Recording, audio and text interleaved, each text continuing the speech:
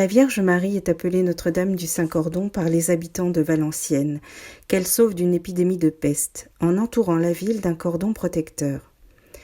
Cet ouvrage, Le Saint-Cordon de Valenciennes, 1000 ans d'un miracle, retrace l'histoire de ce miracle et présente la procession circulaire caractéristique de ce pèlerinage.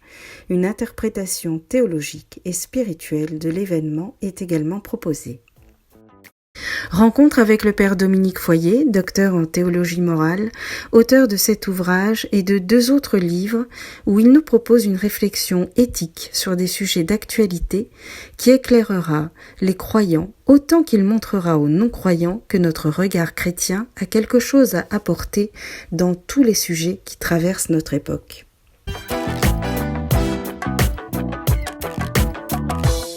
Bonne question. Alors, il faut s'entendre sur ce qu'on entend par historicité et ce qu'on entend par tradition.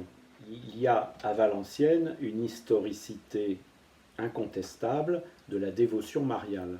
Aussi loin qu'on remonte dans le temps, dès les origines de l'existence de cette petite ville, il y a trace d'une dévotion mariale. Ça commence par une petite chapelle, tout simplement dédiée à Notre-Dame, mais qui ensuite sera reconstruite et transformée et qui va donner une grande église qu'on appelait à Valenciennes Notre-Dame-la-Grande et qui a été détruite à la Révolution française, comme on le sait. Donc là, il y a une historicité de la dévotion mariale. Y a-t-il une historicité de la procession annuelle?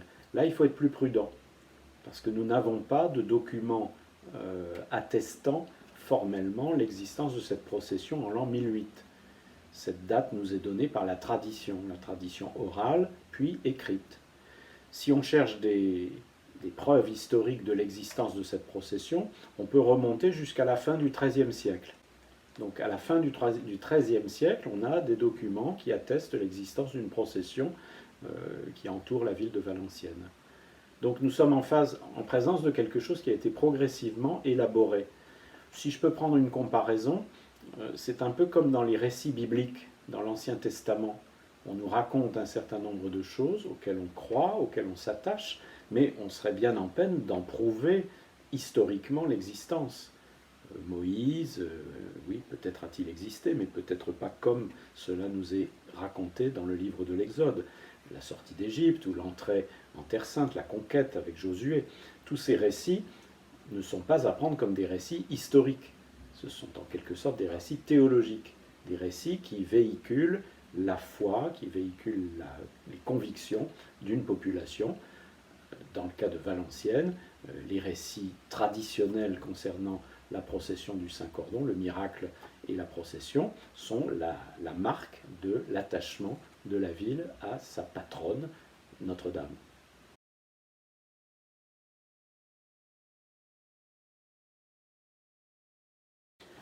Ça, c'est le cœur de la foi chrétienne. Là, vous me demandez de raconter toute l'histoire de ma foi.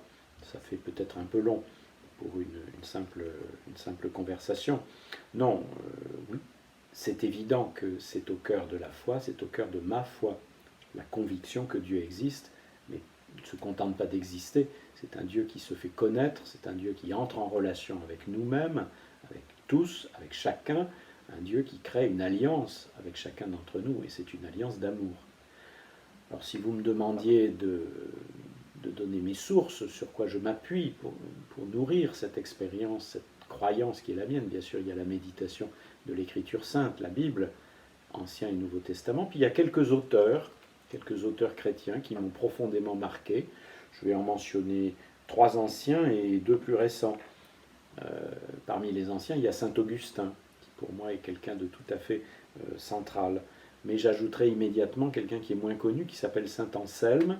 Anselme, évêque de Canterbury, abbé du Bec-et-Loing en Normandie, qui est mort en 1109, qui pour moi donne un bel exemple de réflexion chrétienne, utilisant toutes les ressources de la raison au service de la foi.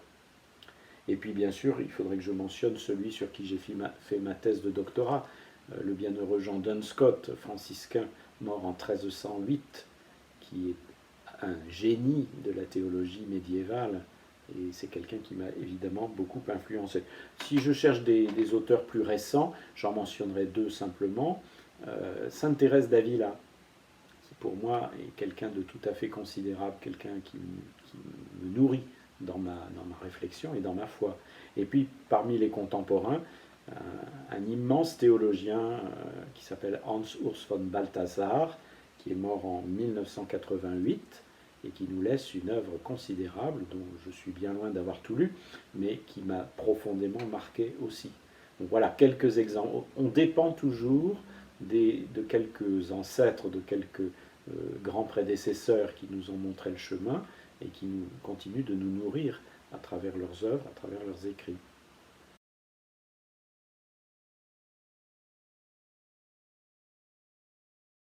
Bien sûr, c'est une expérience, mais c'est une expérience qui demande à être réfléchie. Si c'est simplement une expérience personnelle, ben c'est bien pour moi, mais je ne peux pas en parler à qui que ce soit, je ne peux pas communiquer, je ne peux pas partager ça. Donc pour partager une expérience, il faut pouvoir y réfléchir. Il faut utiliser donc sa raison, il faut utiliser les ressources du langage. Et si je peux effectivement parler de mon expérience de chrétien en termes rationnels, compréhensibles, je peux alors partager mon expérience avec d'autres qui, à leur tour, la feront ou ne la feront pas. Je peux partager ma foi, je peux dire ce que je crois, même avec des incroyants. Mais pour ça, il faut que j'utilise un langage raisonnable, rationnel, compréhensible.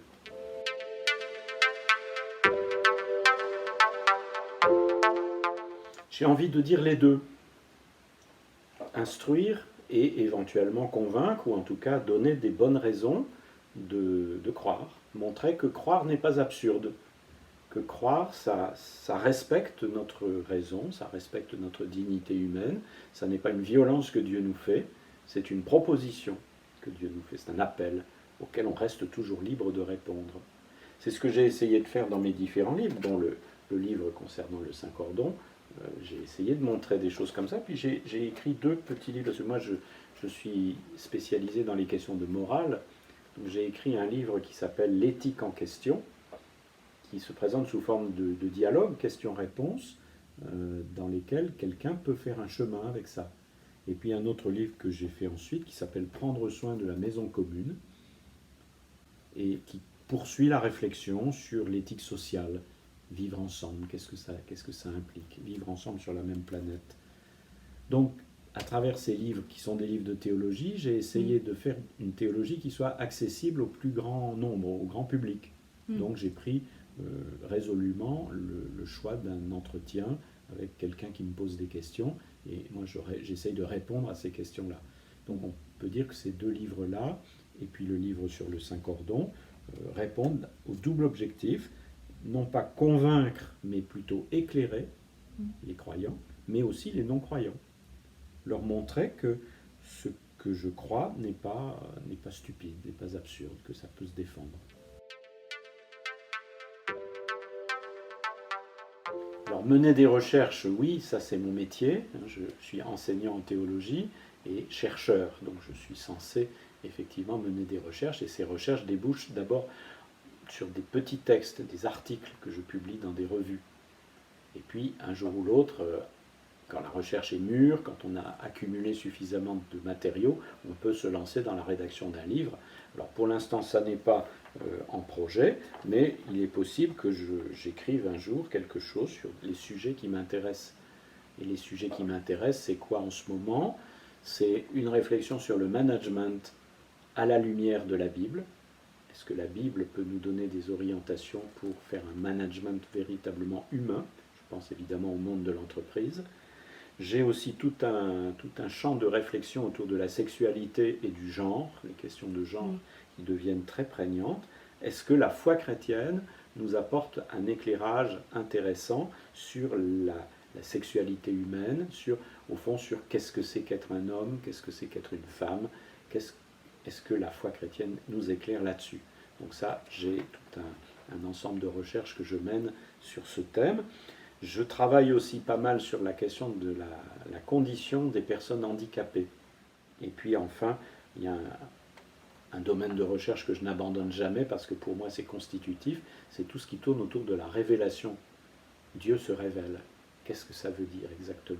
Comment est-ce que Dieu peut se révéler à nous? Et les chrétiens là-dessus ont quelque chose de bien précis à dire. Oh, ben, j'offrirai évidemment le livre sur le Saint-Cordon de Valenciennes, parce que c'est sans doute le plus accessible, le plus simple. Ça part de quelque chose qui existe, que l'on peut constater. Il suffit de venir à Valenciennes le deuxième dimanche de septembre pour voir ce que c'est que cette procession, ce pèlerinage à Notre-Dame du Saint-Cordon. Et je pense que dans ce livre, j'ai essayé de réfléchir là-dessus. Qu'est-ce que l'on peut dire aujourd'hui, en 2021, sur ce thème, cette réalité d'un pèlerinage à Valenciennes en l'honneur de Notre-Dame du Saint-Cordon. Donc j'offrirai volontiers ce livre-là. Puis j'offrirai aussi volontiers un livre auquel j'ai participé. C'est un collectif, je n'en suis pas l'auteur, j'ai participé à son élaboration. Ça s'appelle « Entrer dans la foi avec la Bible ». C'est pour moi un livre qui peut permettre à des personnes qui n'y connaissent rien d'entrer tout doucement dans la lecture de la Bible, bien sûr, et par la Bible, entrer dans la foi chrétienne. C'est un livre qui est richement illustré, qui est très agréable à lire, qui est très, très pédagogique, on y va pas à pas, et je le recommande vraiment, à défaut de pouvoir l'offrir à tout le monde, je le recommande. Entrer dans la foi avec la Bible.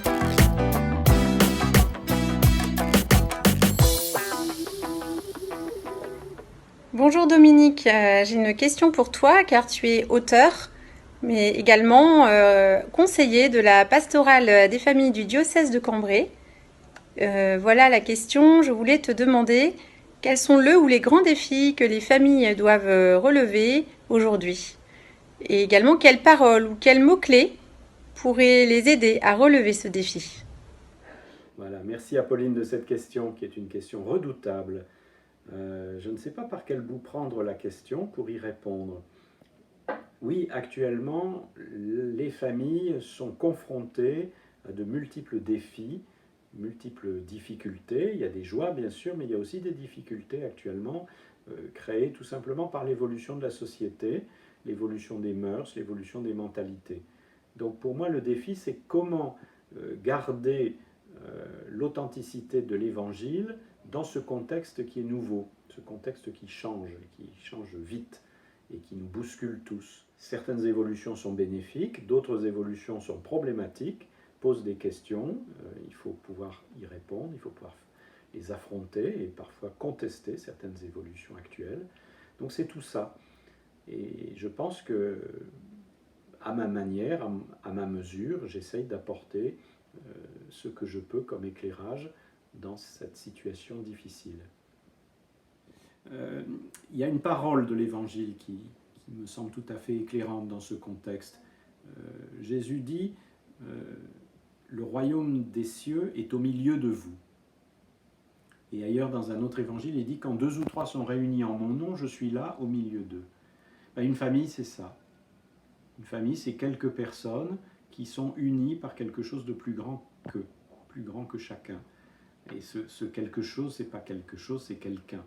C'est le Christ. Alors, comment faire en sorte que les familles d'aujourd'hui prennent conscience de cela et que, au fond, une famille, c'est déjà une petite église, c'est déjà une petite communauté chrétienne. Comment valoriser cela, comment développer cela, comment stimuler cela. Voilà pour moi l'objectif.